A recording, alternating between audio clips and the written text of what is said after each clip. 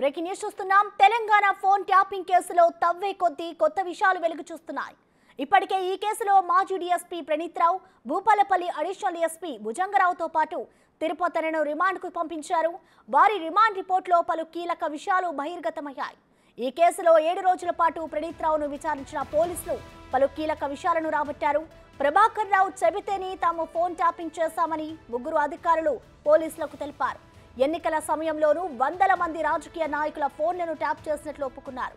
ముఖ్యంగా రాజకీయ నేతల కదలికలు, నిధుల సమీకరణపై దృష్టి పెట్టినట్లు వెల్లడించారు. వారితో పాటు వారి కుటుంబ సభ్యుల ఫోన్లను కూడా ట్యాప్ చేశామని తెలిపారు. ఇక ఎన్నికల ఫలితాల రోజు ప్రభాకర్ రావు చెప్పిన విధంగా చేసినట్లు వారు చెప్పుకొచ్చారు. అంతేకాదు 17 కంప్యూటర్లలోని సమాచారాన్ని మొత్తం ధ్వంసం చేసినట్లుగా ఒప్పుకున్నారు. హార్డ్ డిస్కులు, ప్రధాన డివైస్ ని కట్టర్తో ముక్కలు ముక్కలుగా కట్ చేసినట్లు వెల్లడించారు. వాటన్నిటినీ మూసీ నదిలో పడేసినట్లుగా వివరించారు. ఇక 2 లాకర్ రూమ్లలో ఉన్న డాక్యుమెంట్లన్నింటినీ తగలబెట్టినట్లు తెలిపారు.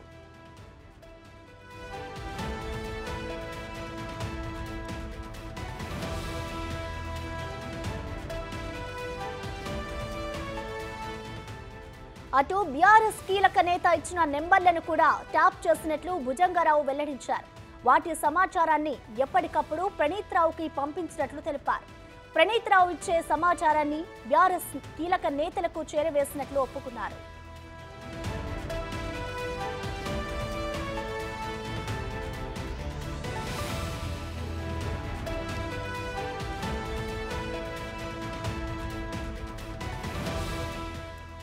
అటు మాజీ టాస్క్ ఫోర్స్ డీసీపీ రాధాకిషన్ రావు ఇచ్చిన నెంబర్లను ప్రణీత్ రావుకి ఇచ్చినట్లు తిరుపతన్న వెల్లడించారు. డీసీపీ చెప్పిన నెంబర్లతో పాటు కొంతమంది కదలికలు ట్రాక్ చేసినట్లు తిరుపతన్న తెలిపారు.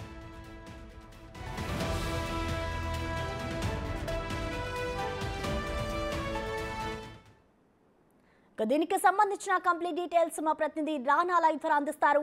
రానా, చెప్పండి, ఈ ఫోన్ ట్యాపింగ్ వ్యవహారం అయితే రోజుకో మలుపు తిరుగుతోంది, రోజుకో విషయాన్ని బయట పెడుతున్నారు అధికారులు.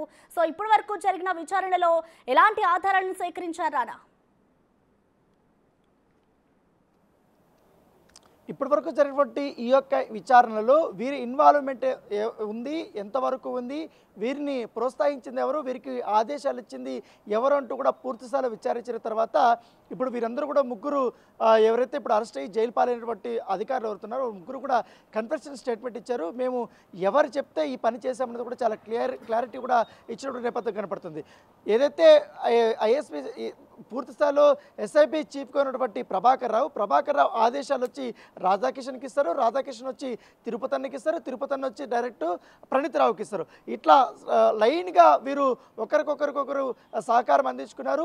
ఎవరికి నెంబర్లు వచ్చినా కూడా ప్రణీత్ రావుకి అందిస్తారు. ప్రణీత్ రావు వెంటనే వారిని దాదాపు వారం రోజుల పాటు ట్యాప్ చేస్తారు. వారం రోజులకు సంబంధించినటువంటి పూర్తి డేటానంతా కూడా తిరుపతికి పంపించడం, తిరుపతి రావు నుంచి రాధాకిషన్కి వెళ్ళడం, రాధాకిషన్ నుంచి కూడా ఎస్ఐబి చీఫ్ అయినటువంటి ప్రభాకర్ రావుకి వెళ్ళడం. సో ఆయన బీఆర్ఎస్ సంబంధించినటువంటి నేతలకందరికీ కూడా ఈ యొక్క సమాచారాన్ని చేరవేయడము, దాంతోపాటు